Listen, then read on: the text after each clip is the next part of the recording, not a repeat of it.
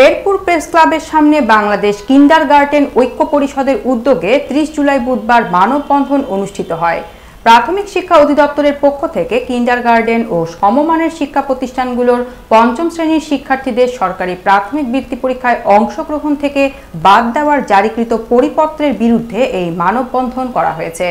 শেরপুর জেলা প্রতিনিধি আমিনুল ইসলাম রাজু জানান, শিক্ষা আমার অধিকার, বৃত্তি আমার অহংকার, বন্ধ করো বৈষম্য, নিশ্চিত করো সাম্য এই স্লোগানে শতাধিক শিক্ষক, শিক্ষার্থী ও অভিভাবক মানববন্ধনে অংশগ্রহণ করেন।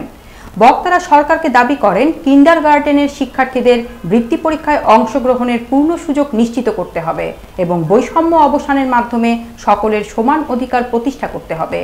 বাংলাদেশ কিন্ডারগার্টেন ঐক্য পরিষদের সভাপতি আবু ইসা মোহাম্মদ শহীদুল ইসলাম, সাধারণ সম্পাদক সারোয়ার জাহান এবং অন্যান্য নেতারা এই উপলক্ষে বক্তব্য রাখেন। মানববন্ধনে অংশগ্রহণকারীরা সরকারের কাছে তাদের দাবি দ্রুত বাস্তবায়নের আহ্বান জানান।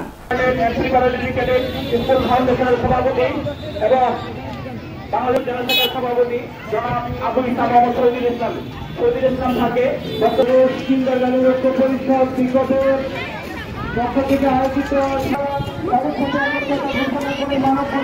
অংশগ্রহণ করেছি। আজকে আমাদের এই মানববন্ধন আজকে করতে করছি। এর আগে আমাদের জাতীয় আমরা সকলে এই বাংলাদেশের নাগরিক এবং আমরা নাগরিকদের সন্তানদেরকে আমরা তাদেরকে শিক্ষাদান করছি, পড়াশোনা করাচ্ছি। সবার জন্য অধিকার সমান রাখতে কোনো ঠাঁই নাই। অতএব বৃত্তি শিক্ষা আমার অধিকার, বৃত্তি আমার অহংকার। এই সংখ্যা বৃত্তি পরীক্ষায় আমাদের শিক্ষার্থীরা উত্তীর্ণ হয়ে বৃত্তি পেয়েছে পেলেন বন্ধুদের কাছে।